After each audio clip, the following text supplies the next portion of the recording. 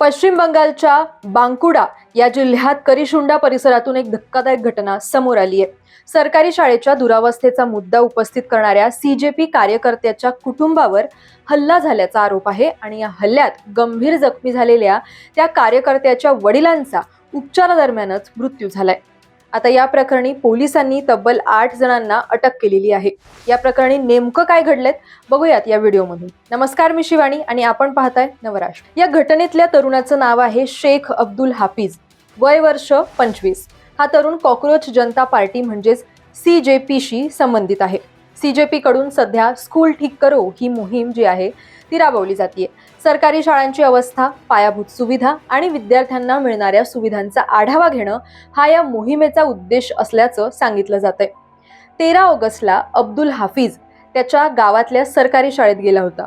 विशेष म्हणजे याच शाळेत तो सुद्धा शिकलेला आहे। शाळेची पाहणी केल्यानंतर तिथल्या परिस्थितीचा व्हिडिओ हा हाफिजने त्याच्या मोबाईलमध्ये काढला।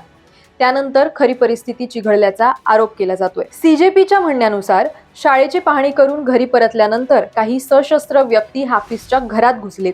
या व्यक्तींची ओळख स्थानिक भाजप कार्यकर्ते म्हणून करण्यात आल्याचा दावा सीजेपीने केलेला आहे, पण हा आरोप स्वतंत्रपणे सध्या तरी सिद्ध झालेला नाहीये। शाळेची खराब अवस्था दाखवणारा व्हिडिओ केल्यामुळे हाफिज याच्यावर माफी मागण्यासाठी दबाव आणण्यात आला, असा सीजेपीचा आरोप आहे। हाफिजने माफी मागायला नकार दिला आणि त्यानंतर त्याच्या कुटुंबावर हल्ला करण्यात आल्याचा दावा सीजेपीने केलेला आहे। या हल्ल्यात अब्दुल हाफिज याच्या मानेवर गंभीर दुखापत झाली, तर त्याचे वडील शेख मोहम्मद मफिक यांच्या डोक्याला गंभीर दुखापत झाल्याचं सांगितलं जातंय।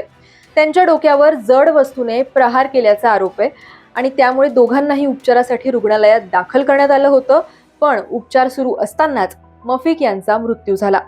त्यानंतर मफिक यांच्या पत्नी म्हणजे त्या तरुणाची आई हसीना बेगम यांनी पोलिसात तक्रार दाखल केली। पोलिसांनी तपास सुरू केला आणि या प्रकरणात 8 जणांना आतापर्यंत अटक करण्यात आली आहे। आरोपींविरोधात मारहाण आणि मृत्यूशी संबंधित गुन्हा सुद्धा दाखल करण्यात आल्याचं वृत्त आहे। दरम्यान सीजेपीने या घटनेचा आरोप भाजपशी संबंधित व्यक्तींवर केलाय, पण भाजपकडून हे आरोप फेटाळण्यात आलेले आहेत।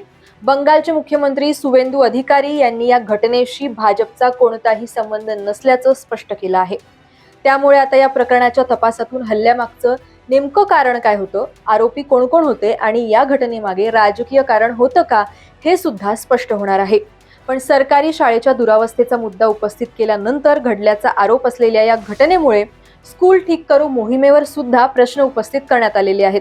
सध्या 8 जणांना अटक झालेली आहे आणि तपासही सुरू आहे। त्यामुळे या प्रकरणात पुढे काय निष्पन्न होतं याकडे सर्वांचं लक्ष लागलं आहे। या प्रकरणी तुमच्याही काही प्रतिक्रिया असतील तर कमेंट बॉक्समध्ये नक्की नोंदवा।